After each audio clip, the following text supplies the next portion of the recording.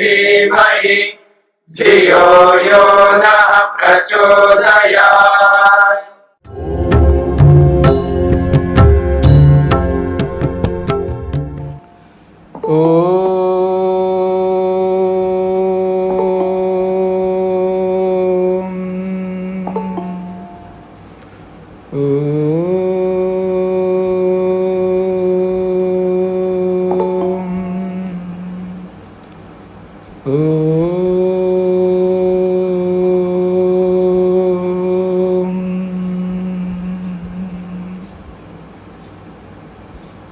हाँ जी,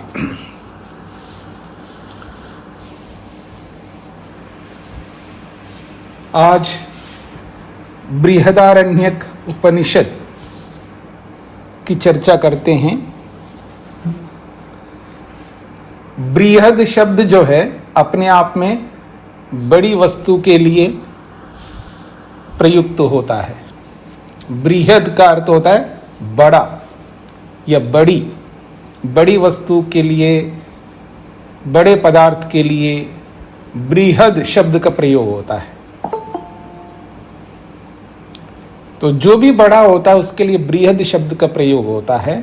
तो जैसे परमात्मा के लिए आप बृहद कह सकते हैं, समुद्र को आप बृहद कह सकते हैं, हिमालय को आप बृहद कह सकते हैं, पृथ्वी को बृहद कह सकते हैं। यानी जो भी वस्तु बड़ी दिखाई देती है, वस्तु के विषय में अथवा ज्ञान के विषय में भी अगर बृहद शब्द का प्रयोग करें तो भी कर सकते हैं। इसके पास तो बृहद ज्ञान है, मतलब किसी के पास विवेक बहुत है, जानकारी बहुत है, तो उसके लिए भी आप प्रयुक्त कर सकते हैं। इसके पास बृहद नॉलेज है, बृहद ज्ञान है, यानी बहुत अधिक ज्ञान है। तो अधिक मात्रा के लिए बृहद शब्द का प्रयोग होता है। तो ये बृहद जो शब्द इस उपनिषद के साथ जोड़ा है, वो इसलिए जोड़ा है क्योंकि जितनी उपनिषदें हैं ये, इनमें सबसे बड़ी है ऐसा माना जाता है। मतलब अभी तक हमने जितनी भी उपनिषद पढ़े हैं, चाहे वो प्रारंभ से उपनिषद से लेकर के, ईशोपनिषद से लेकर के जितने भी उपनिषद पढ़े, छांदोग्य ठीक है, औरों की अपेक्षा तो छांदोग्य बड़ी उपनिषद है, लेकिन उससे भी बड़ी जो है ये बृहदारण्यक है। तो बड़ी उपनिषद होने के कारण से इसके साथ बृहद शब्द जुड़ गया है, एक बात। दूसरी बात जो है आरण्यक शब्द है, बृहद के साथ में आरण्यक शब्द है। तो आरण्यक शब्द जो है, पहले अरण्य शब्द से हम विचार करते। अरण्य कहते हैं जंगल को, वन को, सभी प्रसिद्ध है, सब लोग जानते हैं। अरण्य यानी जंगल। पर अरण्य को अरण्य क्यों कहते हैं? अरण्य को अरण्य क्यों कहते हैं? तो महर्षि स्वामी दयानंद सरस्वती कहते हैं अरण्य को अरण्य इसलिए कहते हैं जो घर छोड़ करके जो जंगल में जाया जाए।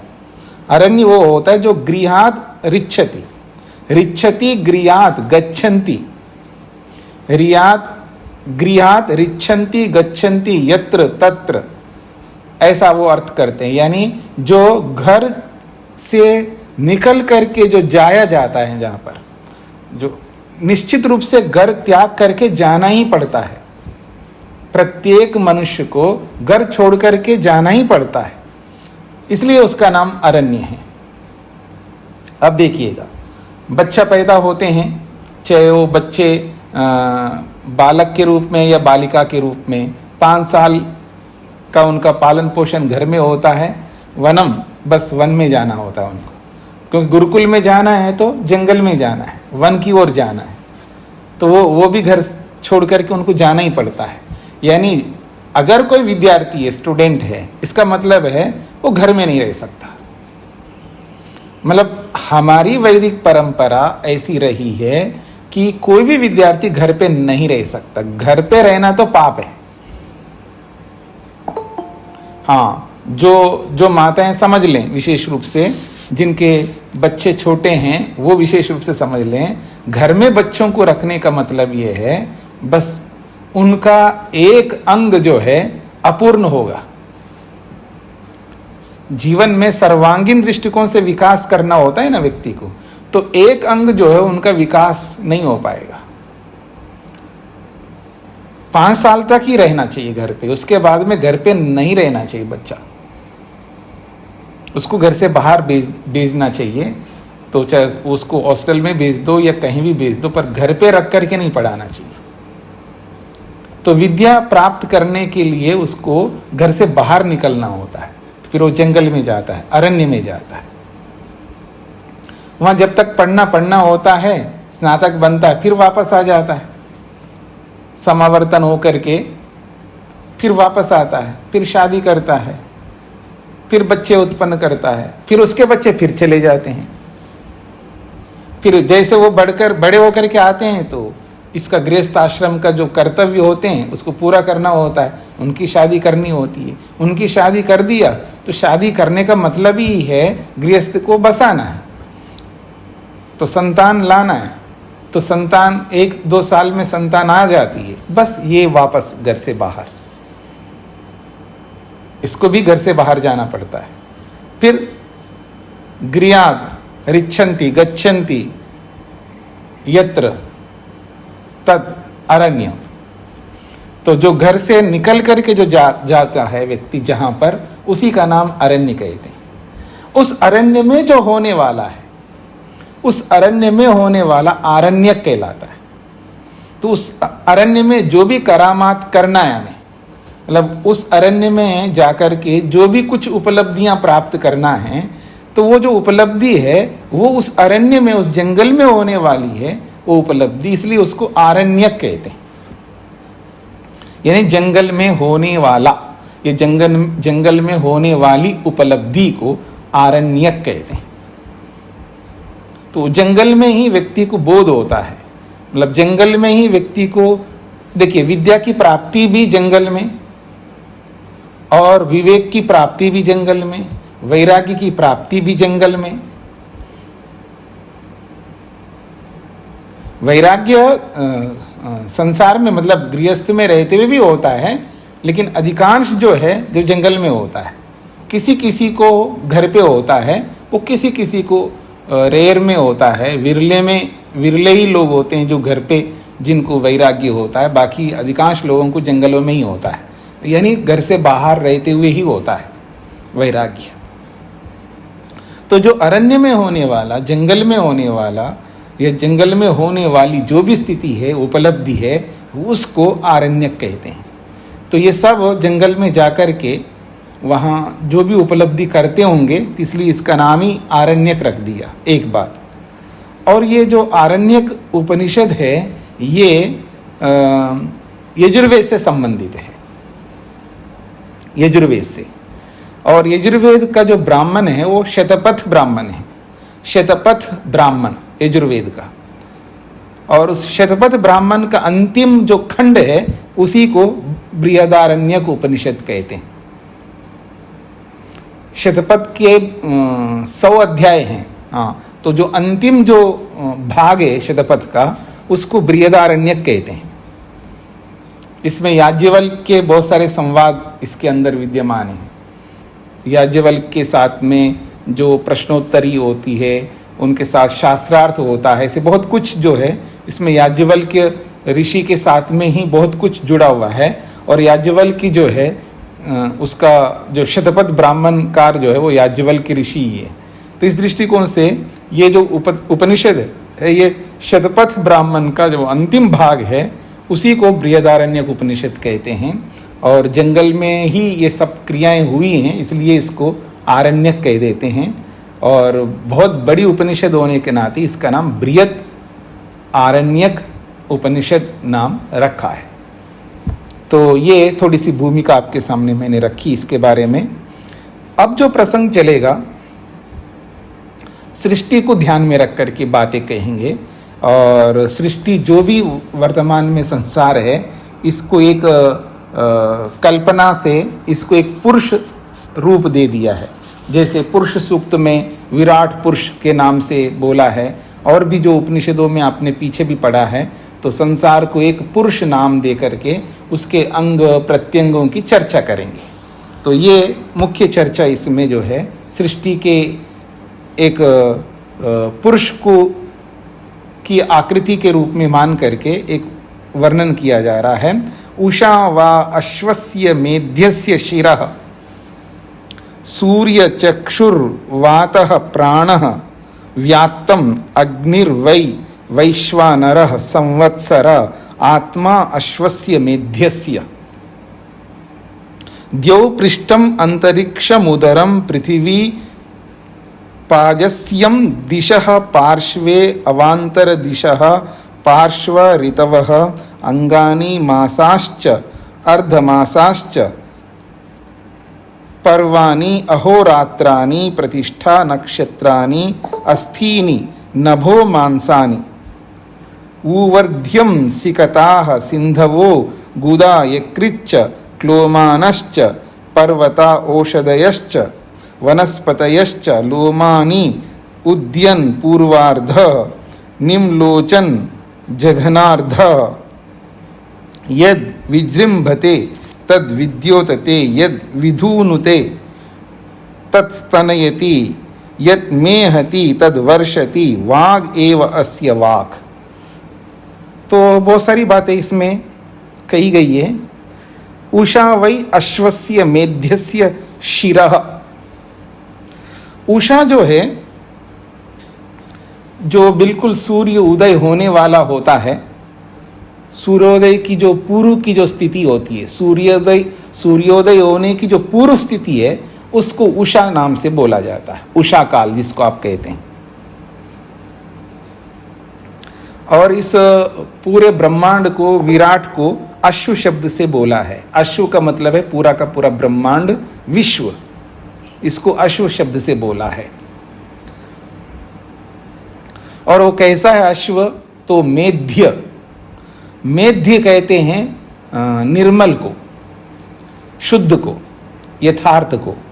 तो ये जो पूरा विश्व है एक प्रकार से मेध्य है, शुद्ध है, पवित्र है, अथवा भोग्य है। भोग्य को भी मेध्य शब्द से बोला जाता है। तो कहा जा रहा है अश्वस्य मेध्यस्य उषा वै शिरः। अब इस पूरे ब्रह्मांड को इन्होंने एक प्रकार से एक विराट रूप दिया है, एक पुरुष रूप दिया है। तो इसका सिर क्या है? शिरः का मतलब है सिर। तो इस विराट रूपी, भोग्य रूपी, संसार रूपी पुरुष का जो सिर है वो कौन है? उषा। उषा काल को सिर के रूप में बोल दिया इन्होंने। अथवा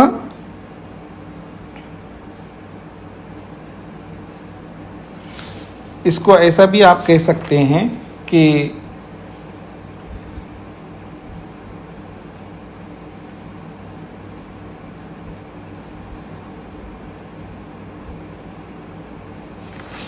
वैसे तो सिर के रूप में उषा को ही बोला जा रहा है। उषा वै अश्वस्य मेध्यस्य शिरः सूर्यः चक्षुः। और सूर्य को इन्होंने चक्षु के रूप में दिया है। सूर्यः चक्षुः, सूर्य को चक्षु के रूप में ले रहे हैं। वातः प्राणः, वातः जो वायु है उसको प्राण के रूप में लिया है। विराट पुरुष का जो प्राण है वो वायु है और सूर्य जो है वो चक्षु है। व्यात्तम अग्नि ही वैश्वानरः। व्यात्तम जो खुला हुआ मुंह है जिसका, जिस अग्नि का, वो वैश्वानर नाम से लिया जा रहा है। वैश्वानरः संवत्सरः। अश्वस्य मेध्यस्य आत्मा संवत्सरः। और इस वैश्वानर, इस संसार रूपी मेध्य भोग्य जो भी संसार है, इसका जो धड़ है वो है संवत्सर, वर्ष। वर्ष को यहाँ पर इन्होंने धड़ के रूप में लिया है। द्यौ पृष्ठम, और द्युलोक को पृष्ठ लिया जा रहा है, पीठ के रूप में। पृष्ठम का मतलब पीठ, द्युलोक को। अंतरिक्षम उदरम, और अंतरिक्ष को जो है उदर के नाम से बोला जा रहा है। पृथ्वी पाज्यस्यम, पृथ्वी को जो है पांव के समान मान लिया है। दिशा पार्श्वे, और जो दिशाएं हैं वो उस पुरुष का पार्श्व भाग, यानी जैसे बाएं ओर, जैसे बाएं का जो पसली है ना उसको दिशा के रूप में ले रहे हैं। अवांतर दिशा, दिशा और अवांतर दिशा मुख्य दिशा है, और अवांतर जो कोण होते हैं ना, ईशान कोण, नैऋति कोण, ये जो अवांतर दिशा हैं वो पार्श्व के रूप में लिया जा रहा है। एक तो मुख्य शरीर का जो आप देखेंगे, शरीर जैसे एक आदमी को खड़ा कर दीजिए, आप हाथ ऊपर करके खड़ा कर दीजिएगा, तो दोनों ओर जो पसलियां जो होती हैं ना शरीर का, एक ओर की पसली और दूसरी ओर की पसली, इसको पार्श्व कहते हैं। मतलब बायां साइड, दायां साइड, राइट साइड और लेफ्ट साइड जो है ये पार्श्व हैं। तो दिशा और उपदिशाओं को वो दोनों साइड के रूप में ले रहे हैं। ऋतवा अंगानी, और ऋतुएं जो है वो शरीर के अंग है एक प्रकार से। मासाह च अर्धमासाह च पर्वाणी, और जो मास जो है 12 महीने जो है, और फिर वो अर्धमास का मतलब है पक्ष। एक महीने में 2 पक्ष होते हैं ना, कृष्ण पक्ष और शुक्ल पक्ष के, है ना, 15-15 दिन। तो महीने और आधा महीने ये सब उस शरीर के पर्व है। पर्वानी, पर्व का मतलब समझते हैं कि जैसे एक गन्ना होता है ना, गन्ने का पूरा एक डंडा लंबा सा होता है, और उसमें बीच में कड़ियाँ होती हैं। बांस के जो लकड़ी होती है, लाठी के रूप में देखेंगे या गन्ने को देखेंगे, उसके पर्व होते हैं। पर्व का मतलब है जो कट, बीच में कट आते हैं ना, 1 2 3 ऐसे, उसको पर्व कहते हैं। तो पूरे शरीर के उन्होंने पर्व बना दिए, यानी कल्पना करके उन्होंने ये मास और अर्धमास को इन्होंने पर्व के रूप में लिया है। अहोरात्रानी प्रतिष्ठा, और दिन और रात्रि जो है प्रतिष्ठा आधार के रूप में ले, उस मनुष्य का जो आधार है वो दिन और रात है। नक्षत्रानी अस्तीनी, नक्षत्र जो है उनको हड्डियां बना दिया नक्षत्रों को। नभः मांसानी, आकाश को जो है मांस बना दिया। ऊर्ध्व्यम सिकताः, ऊर्ध्व्यम जो ऊपर का जो भाग है वो सिकताः, सिकता कहते हैं रेत, जो मोटा मोटा जो होता है ना उसको आप रेत भी कह सकते हैं। जो उदर के अंदर जो ऊपर का जो मोटा मोटा भाग होता है, यानी भोजन का, वो उसको सिकता के रूप में, यानी रेत के रूप में लिया जा रहा है। रेत, बालू कह सकते, रेत कह सकते हैं। फिर कहा इन्होंने सिंधवः गुदा, जो समुद्र हैं वो उसको गुदा इंद्री के रूप में लिया है।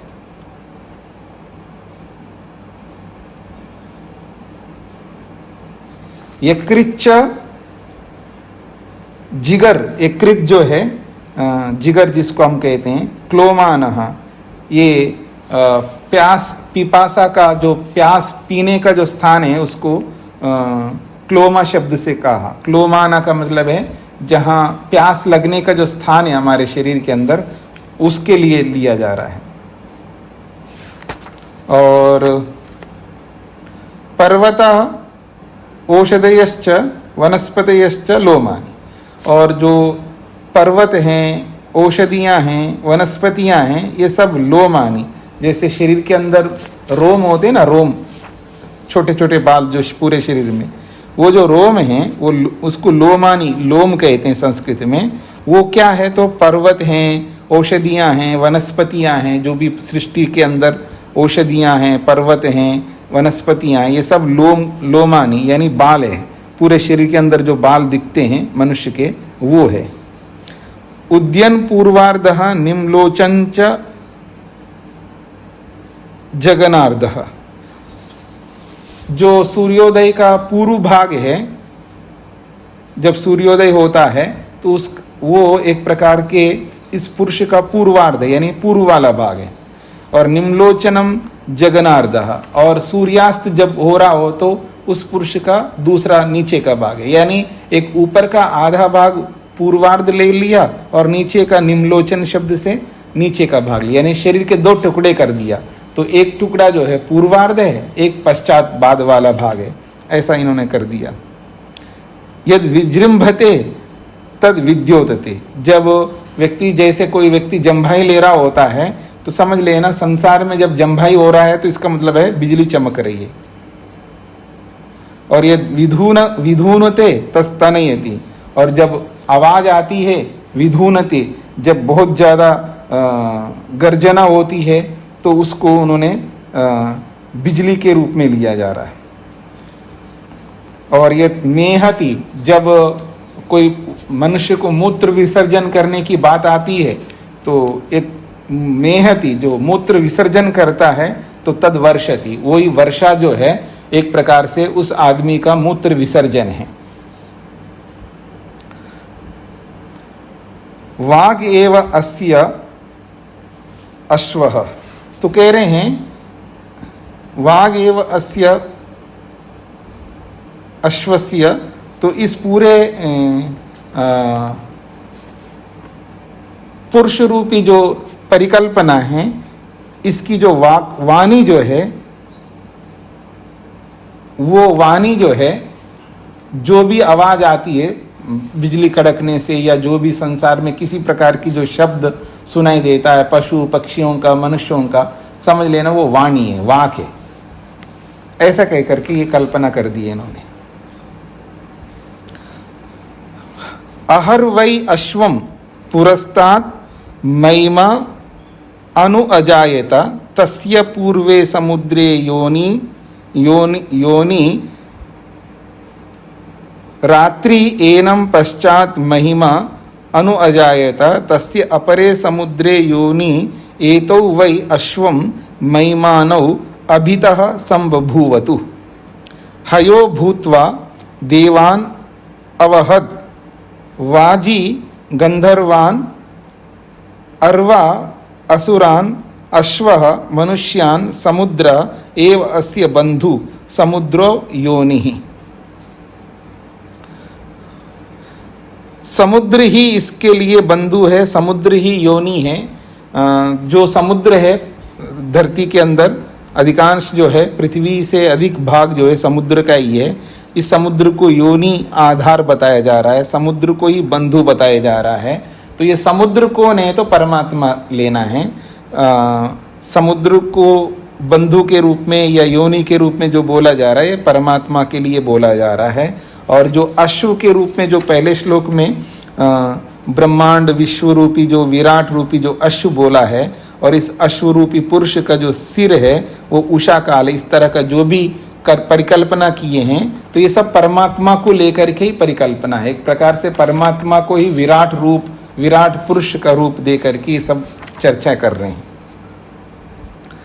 अह वै अश्वम पुरस्तात् महिमा, ये जो दिन है, एक प्रकार से दिन का मतलब होता है जैसे रात होती है, दिन होती है।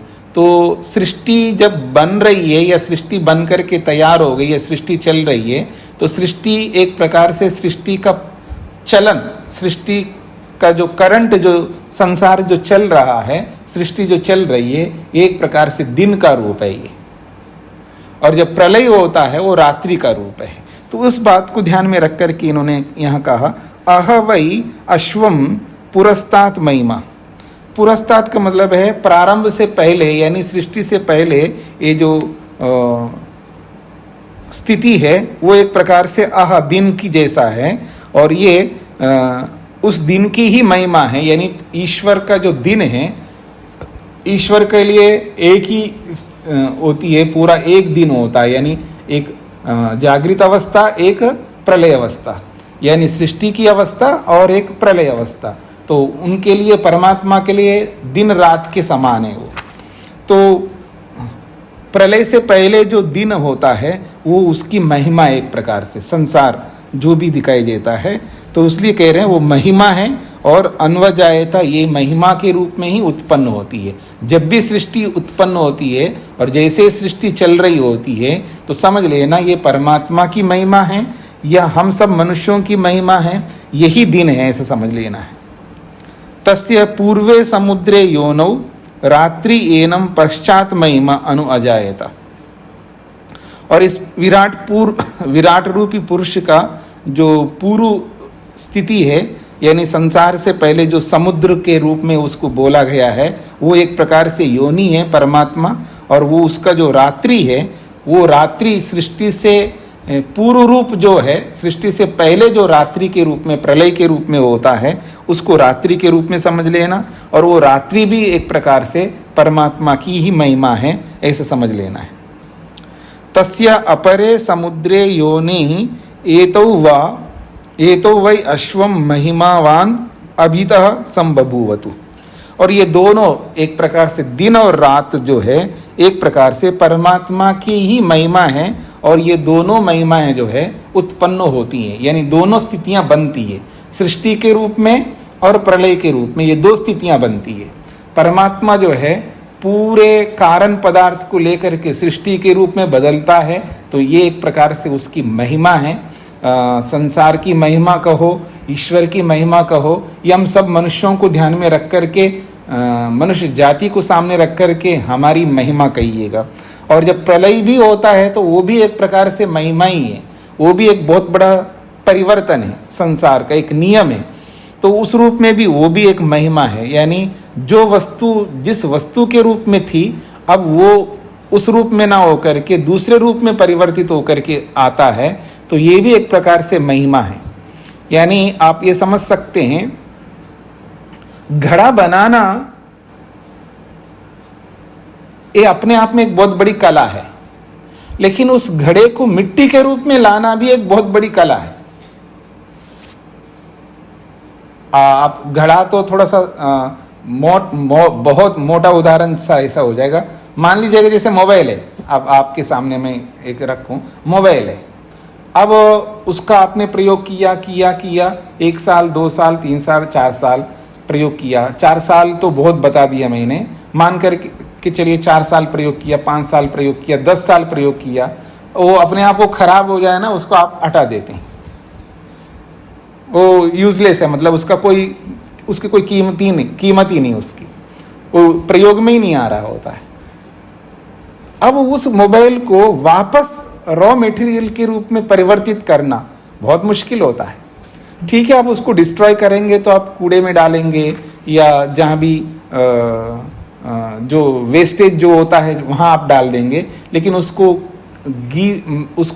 मशीनों से आप वापस जो है उसको रॉ मटेरियल के रूप में लाना अपने आप में एक बहुत बड़ा काम है, एक बहुत बड़ी कला है, यार कोई व्यक्ति नहीं कर सकता।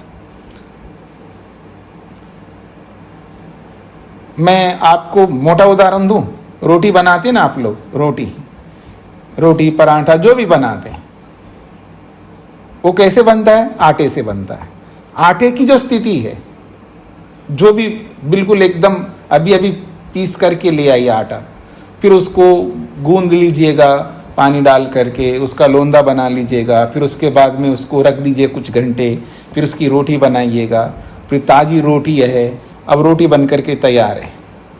अब उस रोटी को खाना नहीं है, बस रखना है, 1 दिन 2 दिन 4 दिन ऐसे रख देना बाहर, और फिर वो सूख जाएगी रोटी, बिल्कुल एकदम कड़क हो जाएगी, फिर उसको चूरा कर दीजिएगा। कोई भी कर सकता है, लेकिन उसी रोटी को आप वापस आटे के रूप में ला करके दिखाइए, एकदम वैसा ही आटा जैसा रोटी बनने से पहले था। ये बहुत बड़ी कला, अगर कोई आप में से ऐसा कर देना तो ये चमत्कार हो जाएगा। समझ रहे मेरी बात को? मतलब रोटी बनने से पहले जो आटा है उसको रोटी बना करके फिर वापस उस रोटी को आटे के रूप में परिवर्तित करना, ये छोटी मोटी कला नहीं है, बहुत बड़ी कला है। बस भगवान जो है इस सृष्टि को जैसे भी आज दिखाई दे रहा है हमको, जिस सृष्टि को हम देखते हैं, जिस सृष्टि का प्रयोग करते हैं, देखिएगा सृष्टि का ही अंश है हम लोग मतलब हमारा जो शरीर है, हमारा जो भी शरीर है, ये सृष्टि का एक अंश है, एक टुकड़ा है, एक प्रकार से एक पार्ट है इस पूरी सृष्टि का। इसी में से हम खा रहे हैं, खाने वाले भी वही है, खाई जा रही भी वो भी वही है। मतलब आप देखेंगे सत्व, रज और तम, इसके अतिरिक्त और कुछ है नहीं है ना सृष्टि के अंदर। आप मोटे तौर पर आप देखेंगे सत्व, रज और तम, इन तीनों चीजों के अतिरिक्त और कुछ नहीं है। इन्हीं तीनों को लेकर के परमात्मा ने शरीर बनाया, इन्हीं तीनों को लेकर के आपका फल बना दिए, आपके अनाज बना दिए, आपकी सब्जियां बना दी, आपके लिए दालें बना दी, आपके लिए सोना बना दिया, चांदी बना दिया, आपके लिए हीरे जेवरात जो भी है वो भी बना दिया, सब प्रकार की धातुएं बना दिए। मतलब उन्हीं तीन चीजों को लेकर के क्या नहीं बनाया, सब कुछ बना दिया। तो हम वही चीजें ले रहे हैं, उसी में छोड़ रहे हैं, उन्हीं को खा रहे हैं, उन्हीं में मिल रहे हैं।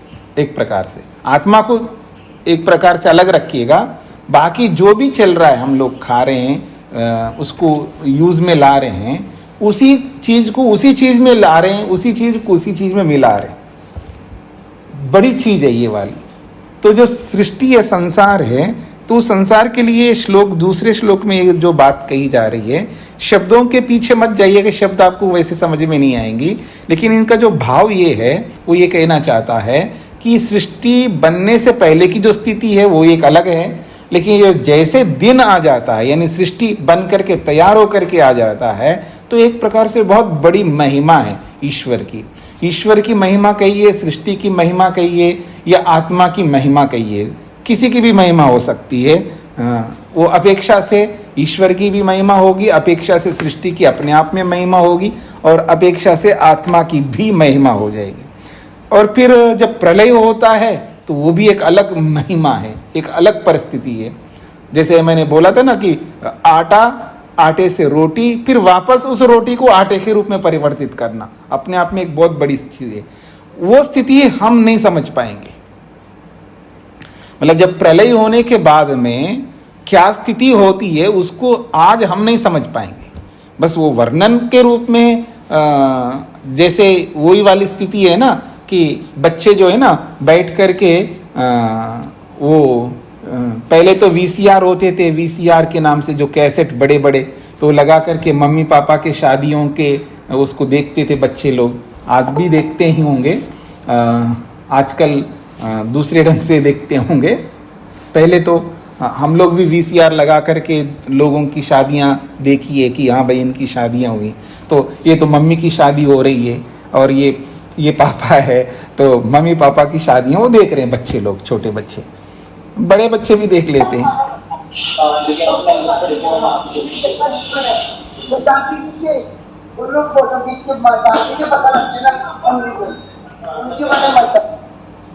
तो ये जो स्थितियां हैं, तो जैसे हम लोग किसी की शादी देख लेते हैं, या जो पीछे जो हुई एक घटनाएं, या जैसे समाचारों के रूप में जो भी लोग डाटा रखते हैं, जैसे वर्ल्ड ट्रेड सेंटर गिर रहा था, उसको गिरते हुए को दिखाया था उस समय, वो सारा डाटा अभी भी सबके पास होगा, जो भी चैनल वाले होते हैं, ये वो उनके पास में, किसी के पास में जो पिक्चरें बनाते हैं उनके पास में भी होता है, चैनलों के पास में भी होता है। वो कब जब चाहे तब हम देख सकते उसको। तो हम लोग भी जो भी आजकल जो डाटा बना के रखते हैं उसको भी जब चाहे तब हम खोल करके देख सकते। मान लो किसी का जन्मदिन है, किसी की मैरिज एनिवर्सरी है, उसका जो भी वीडियो बना लेते हैं, उसको जब चाहे तब देख लेते हैं हम लोग। एक तो वो स्थिति है। तो जैसी वो स्थिति है वैसी स्थिति में प्रलय के विषय में हम लोग ऐसे ही समझ सकते हैं कि कोई वस्तु बिगड़ रही है तो कैसे बिगड़ती जा रही है, कैसे चल रही है। तो कल्पना से कहिएगा, पिक्चरों के माध्यम से कहिएगा, तो उस तरह का आप कुछ परिकल्पना करके देख सकते। एक तो ये है। लेकिन जो मुक्तात्मा होता है, जो मुक्तात्मा, मुक्ति का अनुभव करने वाला, जब वो प्रलय होता है तो प्रलय की स्थिति में कैसा क्या होता है, उस प्रलय का जो साक्षात प्रत्यक्ष जो करने वाला होता है वो मुक्तात्मा होता है। हम बद्धात्मा हैं, बंधन में हम अगर हम हैं तो हमें कुछ नहीं पता है, हम तो जड़ वस्तुओं की तरह पड़े रहेंगे। जैसे कोमा में कोई आदमी पड़ा रहता है ना, तो उसको कुछ नहीं बोध होता है, ठीक वैसा ही हम लोग बद्धात्माएं जो है, जब प्रलय होता है तो उस प्रलय में ऐसे पड़े रहेंगे जैसे कोमा में जो लोग पड़े रहते हैं। लेकिन जो मुक्तात्मा होता है, जो मुक्ति का अनुभव कर रहा होता है, वो साक्षात उस प्रलय का अनुभव करता है प्रत्यक्ष। ईश्वर तो करता ही है, ईश्वर तो हमेशा करता ही है प्रत्यक्ष प्रलय को, लेकिन जो मुक्त आत्माएं हैं वो साक्षात उस प्रलय को अनुभव कर रहे होते हैं। तो वो भी एक बहुत बड़ी महिमा है हम सबके लिए, चाहे वो आप किसी के मुख से सुनो या शास्त्रों के माध्यम से सुनो या पिक्चर आदि के माध्यम से थोड़ा बहुत अनुभव कर लो, तो वो एक अपने आप में एक बहुत बड़ी वो एक विशिष्ट कला है जो प्रलय की स्थिति है। तो वो बात यहाँ पर कही है। तो ये दोनों स्थितियाँ दोनों ही बनती हैं, इसलिए कहना चाह रहे हैं यहाँ पर अश्वम महिमानो अभितः संबभूवतु। इस अश्व का, इस परमात्मा रूपी सृष्टि का ये दो महिमानो, ये दो महिमा हैं। अश्वम महिमानो अभितः संबभूवतु। इस ब्रह्मांड रूपी अश्व का, ब्रह्मांड रूपी सृष्टि का ये दो महिमा हैं। ये दोनों ही चारों ओर से, अभिता का मतलब सब ओर से, संबभूवतु ये उत्पन्न होते हैं। अर्थात हमेशा सृष्टि और प्रलय, सृष्टि और प्रलय ये दो विभाग होते हैं। इसलिए कह रहे हैं हयः भूत्वा देवान अवहद। और ये जो सृष्टि है ये एक प्रकार से हयः, हय कहते हैं भोग्य, भोगने योग्य, और जो भोगा जाता है उसको कभी ना कभी त्याग करना भी पड़ता है। तो एक प्रकार से ये हय है, हया अश्व को भी कहते हैं, हया भोग्य को भी कहते हैं, हया जो है त्याज्य को भी कहते हैं। ऐसे बहुत सारी चीज़ों को हया शब्द से बोला जाता है। तो हया भूत्वा देवान अवहद, ये हय बन करके, त्याज्य बन करके या भोग्य बन करके ये जो सृष्टि जो है ये देवों को अवहद, ये देवों को चलाता रहता है, देवों को आगे बढ़ाता रहता है ये संसार, ये सृष्टि। और किस रूप में बढ़ाता है ये? वाजी, वाजी बन करके। वाजी कहते हैं सामर्थ्य को, वाजी कहते हैं वीर को, वाजी कहते हैं वेद को, वाजी कहते हैं बहुत सारी अच्छे अच्छे अर्थों को वाजी शब्द से बोलते हैं। पराक्रम भी कह सकते हैं, वीर को भी कह सकते हैं वाजी, अन्न को भी कहते हैं वाजी। तो ये सब एक प्रकार से ये सामर्थ्य के रूप में वाजी शब्द यहाँ प्रयोग हो रहा है। तो वाजी सामर्थ्यवान बन करके गंधर्वान, गंधर्व जो है इस संसार का उपभोग करने वाले जो मनुष्य हैं उन मनुष्यों को ये अरवा एक प्रकार से दुख भी देता रहता है और सुख भी देता रहता है। यानी संसार जो है इन गंधर्वों को, इन मनुष्यों को अरवा, अरवा का मतलब है दुख देना, हिंसित करना, उनको दंडित करना। क्योंकि संसार में जो भी आता है उसको दुख देना ही होता है, उसको दंडित करना होता है। दंड भोगने के लिए संसार में आते हम लोग, अपने कर्मों का जो फल है वो भोगने के लिए ही संसार में आते हैं। एक प्रकार से ये जो संसार में आना है दंड भोगने के लिए आ रहा है, आना है हमारे लिए। एक प्रकार से हम एक जेल में आ रहे हैं ऐसे समझ सकते हैं। मुक्ति तो स्वतंत्रता है ना, मुक्ति तो स्वतंत्र है, तो उसमें तो हम छूट जाते हैं, बंधन से छूट जाते हैं। तो एक प्रकार से जेल से छूट जाते हैं मुक्ति के अंदर। लेकिन जब मुक्ति नहीं हुई हमारी तो हम लोग जो है अरवा, अरवा का मतलब है दुख, ये दुख को पाने के लिए, इन गंधर्वों को दुख देने के लिए असुरान, असुर बन करके, हम स्वार्थी बन करके इस संसार में आते हैं। अश्वः, तो ये अश्व जो सृष्टि है इन हम जैसे असुरों को, स्वार्थी लोगों को, हम जैसे मनुष्य गंधर्वों को, जो हम इस पूरी सृष्टि को उपभोग करने वाले हम लोगों को, जो हम मनुष्य हैं, हम सब मनुष्यों को समुद्र एव अस्य बंधु, ये समुद्र ही हमारे लिए बंधु। एक प्रकार से समुद्र सृष्टि को कहिए, समुद्र परमात्मा को कहिए, समुद्र विश्व कहिए। तो एक प्रकार से संसार ही, ये विश्व ही, ये समुद्र ही हमारे लिए बंधु है। और समुद्र योनि, ये समुद्र ही हमारे लिए योनि है, ये बात कही जा रही है।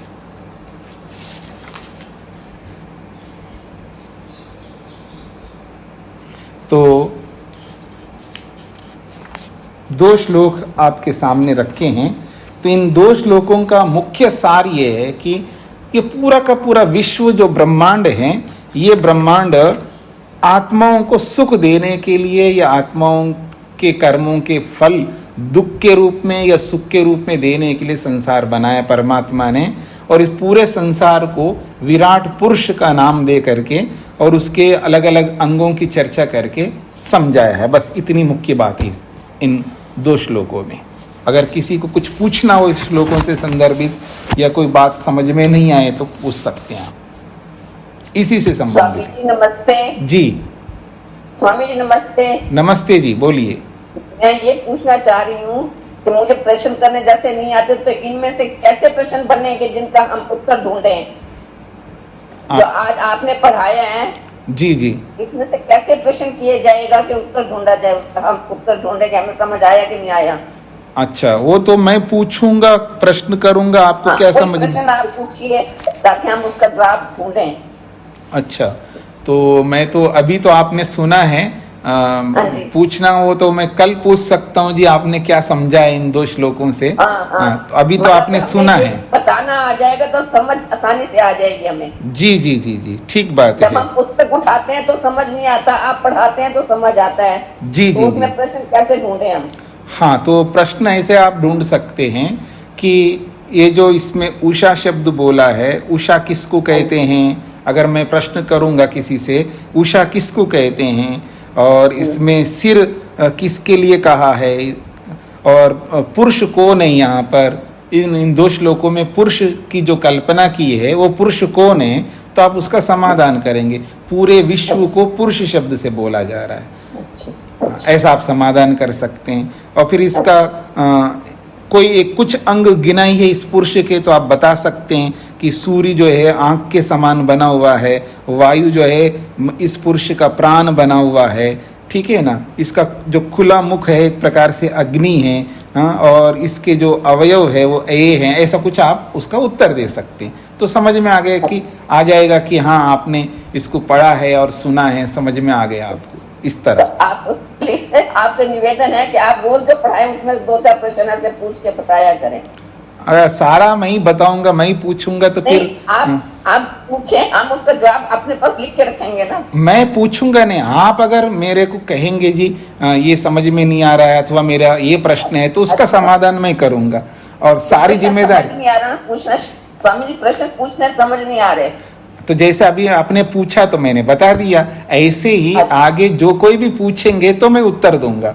और मैं ही सारी जिम्मेदारी नहीं ले सकता हूँ ना कि मैं पूछा करूंगा, मैं पूछा करूंगा। जी जी जी, प्रश्न करने नहीं आ रहा था इसलिए मैं बार बार उसको सोचना चाह रही हूँ प्रश्न कैसे करूँ। हाँ, ये आप जरूर कह सकते कि हमें प्रश्न कैसे करना है, तो मैंने आपको अभी बता दिया। ऐसे ही जो भी आपको समझ में नहीं आता है किसी को भी, तो आप जब पूछने लग जाएंगे मेरे से, तब मैं उसका समाधान आसानी से मैं करने का प्रयास करूंगा। लेकिन मैं ही सारी बातें अपनी ओर से नहीं बता सकता और ना मेरे को याद रहेगा। हाँ, जरूर जब आप पूछेंगे तुरंत मेरे को वो प्रसंग सामने आ जाएगा तो बता दूंगा, नहीं आएगा तो देख करके बता दूंगा, और आज नहीं आएगा तो कल बता दूंगा, समझ करके बता दूंगा, जो भी होगा। यानी आपको गलत रास्ता नहीं दिखाना चाहूँगा, जो भी बताऊंगा वो समझ करके बताने का प्रयास करूंगा, प्रमाण पूर्वक बताने का प्रयास करूंगा, रेफरेंस के साथ बताने का प्रयास करूंगा, ऑथेंटिक हो वही बातें आपके सामने आ जाए। जी हाँ जी, हाँ जी, ये यथा पिंडे तथा ब्रह्मांडे समझा जा सकता है 2 श्लोकों से।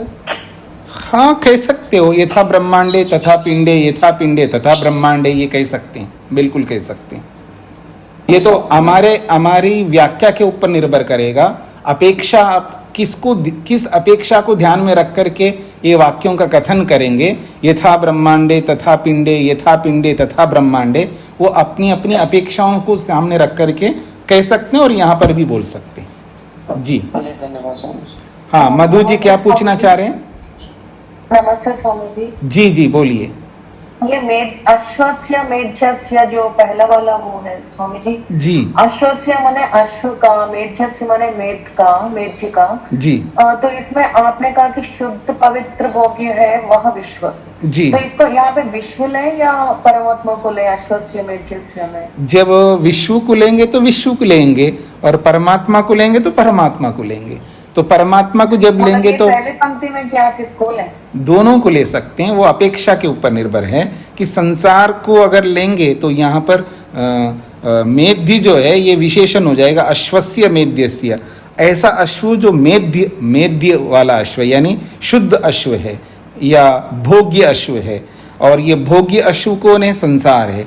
तो संसार के रूप में लेंगे। अगर परमात्मा के रूप में लेंगे तो फिर वो परमात्मा भी भोग्य बन जाएगा, फिर वो सारी व्याख्या ही बदल जाएगी।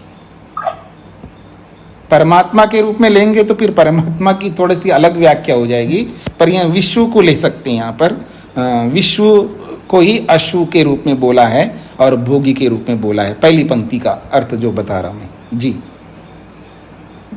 इसी में बीच में जाकर के फिर जो बोला था ना, समुद्र के रूप में बोला है, समुद्र ही बंधु है, समुद्र ही आधार है। और ये जो बोला है फिर वहां पर समुद्र शब्द से परमात्मा भी ले सकते हैं आधार निमित्त के रूप में, और इस समुद्र को ही आधार या समुद्र को ही बंधु इस विश्व को भी ले सकते हैं उपादान के रूप में। जब उपादान के रूप में लेंगे तो इसी संसार को लेना है, और निमित्त के रूप में लेंगे तो इसी समुद्र से परमात्मा को लेना है। ये व्याख्या भेद से ऐसा होता है जी। ठीक है सर, धन्यवाद। हाँ, मधु जी कुछ बोल रहे हैं। आप कह रहे थे कि घर में बच्चों को नहीं रखना चाहिए, कोई अंग डेवलप नहीं होता, वो क्या है समझी? क्यों नहीं रखना चाहिए और क्यों नहीं रखना चाहिए का मतलब है कि जो शिक्षा बच्चों को गुरु दे सकता है वो माँ बाप नहीं दे सकते।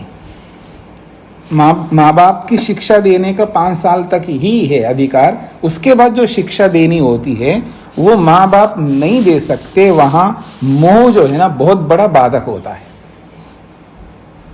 जो अटैचमेंट है ना बच्चों के साथ में वो शिक्षित नहीं करने देता है।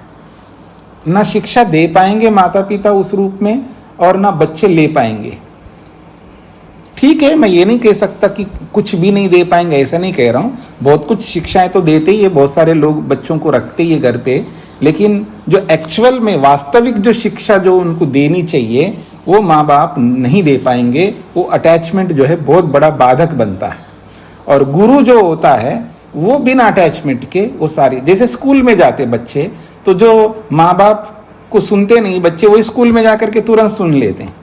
बहुत बड़ा जिद्दी लड़का भी है ना, लड़का लड़की छोटे बच्चे बहुत जिद्दी स्वरूप धारण करते हैं, किसी को सुनते ही नहीं ना, उधर दादा को, दादी को, माता को, पिता को, भाई, मतलब सबको परेशान कर देते हैं। वही जब स्कूल में चले जाते हैं तो स्कूल में जो भी टीचर हैं, जो भी उनके सामने जो भी होते हैं, उनकी बात उनको सुनना ही पड़ता है, तो वो सुन लेते हैं, फिर वो शिक्षा दे पाते हैं बाहर जो।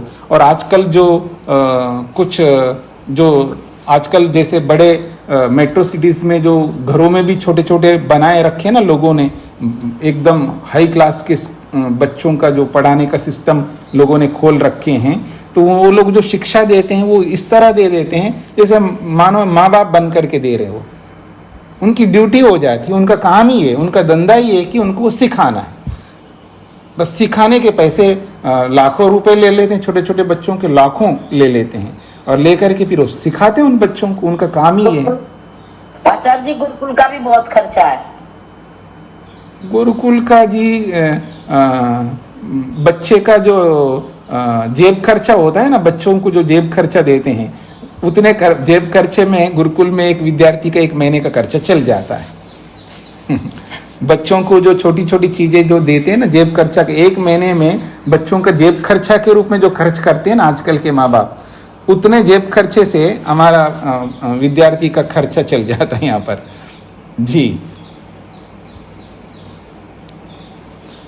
हाँ जी, और किसी कुछ पूछना है? स्वामी जी ने जो समुद्र को योनि के तरह कहा है ये समझ में आई। योनि का मतलब होता है आधार, बेस जी।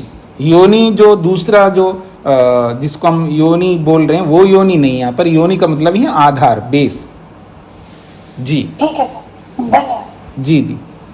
स्वामी जी, सृष्टि को मतलब अश्व के रूप में या मनुष्य के रूप में किस तरह से, जैसे इसमें जो सृष्टि का वर्णन किया है वो मनुष्य के रूप में या अश्व के रूप में या दोनों के रूप में कर सकते हैं व्याख्या? अश्व का मतलब घोड़ा अर्थ नहीं लेना यहाँ पर। यहाँ अश्व का मतलब है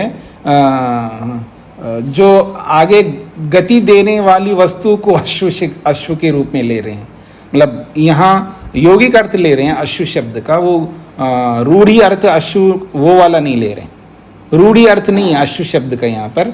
यहाँ अश्व का मतलब है संसार, विश्व, जो कि आगे गति करता है, जो निरंतर गमनशील है। गमनशील वस्तु को अश्व शब्द से बोला जा रहा है यहाँ पर। जी, मतलब मनुष्य के रूप में भी ले सकते हैं। हाँ, मनुष्य का विराट पुरुष का नाम तो दिया विराट पुरुष बोला ही जा रहा है इसको, पर वो विराट पुरुष कौन है? अश्व है। अश्व का मतलब है जो गमन करता है, जो निरंतर क्रियाशील है।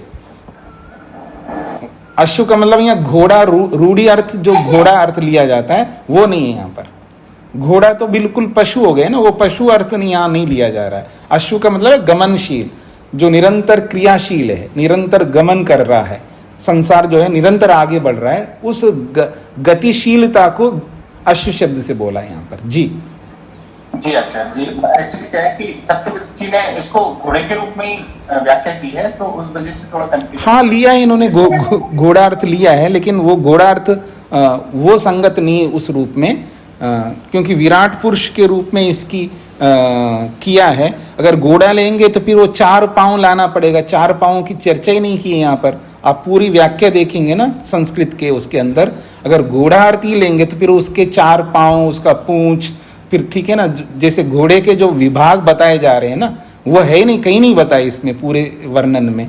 मनुष्य का वर्णन बताया है, ठीक है ना। तो उस जी जी जी नमस्ते स्वामी जी। जी जी, वर्णन तो वर्णन तो जगत का है ना, संसार का। हाँ जी, हाँ सारे अंग बताए हैं, ये भी संसार का वर्णन है तो संसार का है, लेकिन संसार विराट पुरुष एक मनुष्य का स्वरूप दिया है ना उसमें। जैसे एक पुरुष होता है, यानी कोई एक मनुष्य होता है, तो वो मनुष्य का स्वरूप दे करके वर्णन किया है, वैसे ही अंगों को बताया है। तो अभी सुभाष जी ने जो पूछा था, व्याख्याकार ने घोड़ा अर्थ लेकर के बोला है, तो घोड़ा अर्थ लेकर के अगर करेंगे तो श्लोक के जो भी शब्द बताए गए हैं वहाँ कोई 4 पाँव और घोड़े का जैसा स्वरूप होता है, उस रूप में कोई वर्णन नहीं किया अंदर। जी, इसलिए वो अश्व शब्द घोड़ा अर्थ ना लेना चाहिए, ये बोल रहा था मैं। हाँ, धन्यवाद स्वामी जी जी। स्वामी जी, हाँ, रुकिए। सचदेवा के नाम से 5000 रुपये भेजा है। हाँ जी, रसीद आपने रसीद भेज दी है, नहीं तो फोटो खींच के भेज दो एक मेरे फोन में। कौन बोल रहे हैं जी? सचदेवा। हाँ जी, क्या कहा कि किस में भेजा है माता जी? गुरुकुल के लिए भेजे 5000 रुपये। जी जी, सचदेवा। अच्छा जी, तो लक्ष्मी अवतार ने भेजे हैं। कब भेजा है? रसीद तो दूसरे की है ना, वो 5000 रुपये उन्होंने भेजे, तो उनको दिखाना पड़ेगा ना कि उनका पैसे भेजे मैंने। वो आप सही कह रहे हैं, लेकिन मैं पूछ रहा हूँ कि कब भेजा है? मैंने तो आपको सब मैं डेट देख के बताऊंगी जी, आप मेरे को डेट देख के कल बता दूंगी जी। व्हाट्सअप कर दीजिएगा, फिर मैं ऑफिस में पता करके फिर मैं आपको फॉलो करूंगा, ठीक है जी? व्हाट्सएप कर उसी टाइम ही कर दिया था मेरे ख्याल में, फिर मैं दोबारा पूछ लूंगी बहू से, मुझे करना नहीं आता ना। जी जी, वो उनसे पूछ करके कर दीजिएगा। जी जी, हाँ। सरस्वती जी क्या कह रहे हैं? अच्छा, ठीक है। हाँ सरस्वती, हाँ सरस्वती जी कुछ कह रहे हैं आप? हाँ नमस्ते जी। स्वामी जी, इधर तो उषा को सिर के रूप में बताया गया है, मतलब उसका क्या मतलब है? किस लिए उषा को सिर के रूप में बताया? हाँ, मतलब आपका प्रश्न है कि उषा को सिर के रूप में क्यों बोला जा रहा है? अब सिर में प्रकाश होता है ना, ज्ञान होता है, मतलब जो भी ज्ञान का जो आधार है, बेस है, वो सिर है। तो हमारा जो सिर है, सिर के अंदर ज्ञान रहता है, और उषा जो है प्रकाश का द्योतक है। सूर्योदय से जो पूर्व की जो आभा होती है ना, वो आभा जो है एक प्रतिभा के रूप में होती है, और वो जो प्रतिभा है उसी को उषा के रूप में बोला है। एक प्रकार से ज्ञान है, और ज्ञान जो रहने, ज्ञान का जो आधार है वो सिर है, इसलिए सिर बोला है यहाँ पर। जिनको जब नई बात करनी है तो म्यूट कर लीजिएगा।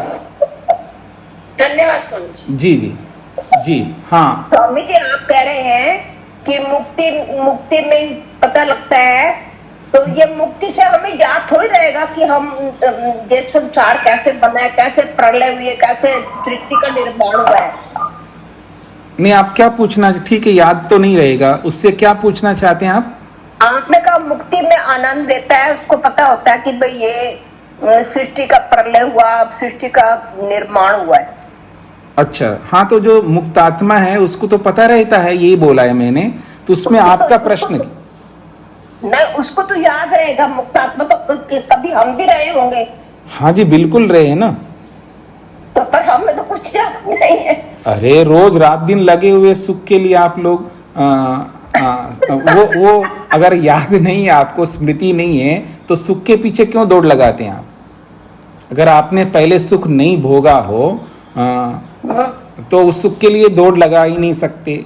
और रही बात, आप ये कहोगे नहीं जी संसार का सुख भोगे हम लोगों ने बहुत, इसलिए उसी सुख के लिए भोगते हैं, लेकिन उससे अतृप्त होकर के फिर ढूंढते रहे थे हम लोग। मतलब क्यों ढूंढते हैं स्वामी जी, पहले हम भोग चुके हैं। माता जी यही बताना चाह रहा हूं कि अगर आपने मुक्ति वाला सुख पहले नहीं भोगा हो तो आप समझ लेंगे कि जो भी हम भोग रहे हैं इससे तृप्ति नहीं होगी, छोड़ दो, अब हमको कोई सर्च ही नहीं करना है, मतलब हमको खोज ही नहीं करनी है। पर ऐसा कोई नहीं करता, सब खोज में लगे रहते हैं।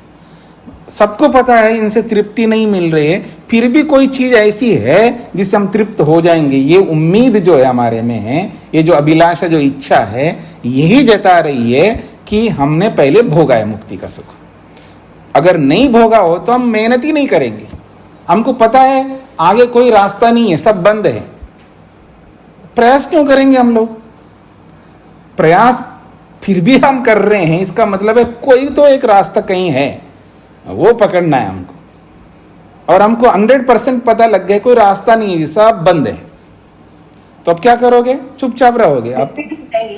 नहीं, ढूंढेंगे नहीं, ढूंढेंगे नहीं। रास्ता ही नहीं 100% आपको क्लियर हो गया, फिर नहीं ढूंढोगे आप।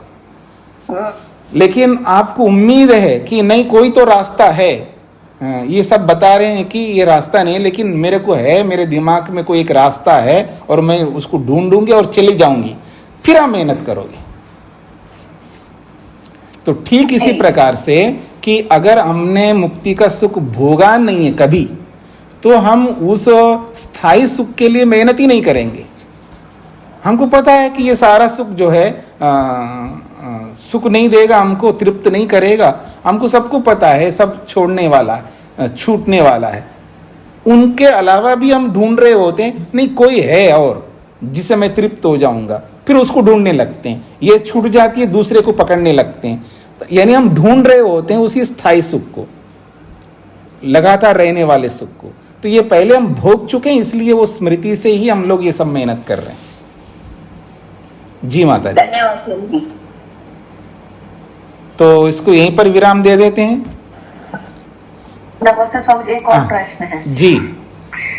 ठीक है, ये अर्वा एंड असुर का क्या संबंध है स्वामी जी इसमें? हाँ जी, कहते हैं अर्वा मतलब दुख है और असुर स्वार्थी, तो इसका क्या?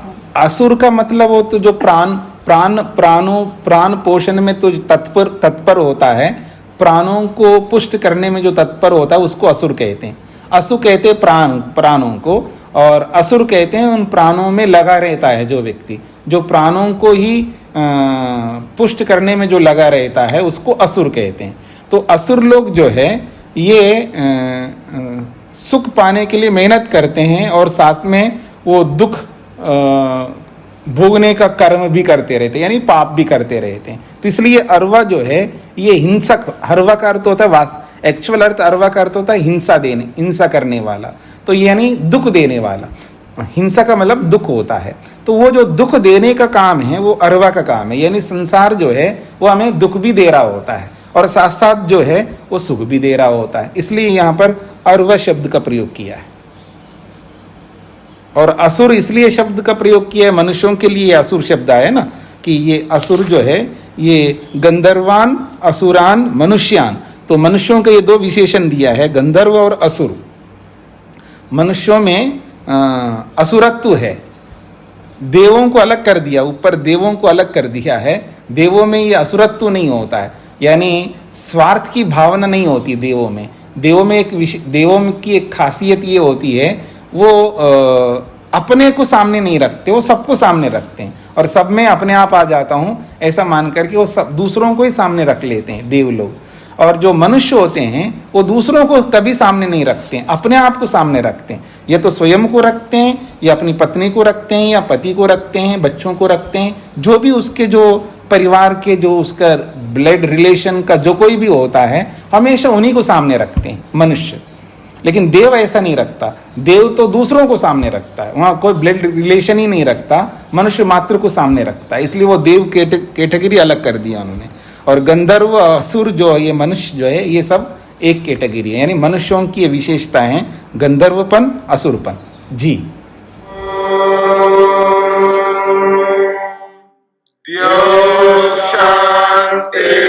शांतिरंतरिक्षं शांति पृथिवी शांतिरापः शांतिरोषधयः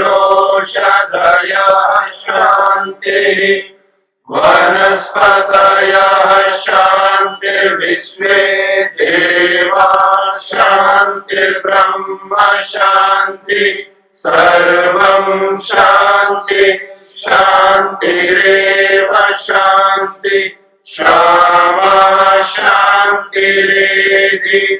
ओम शांति शांति शांति।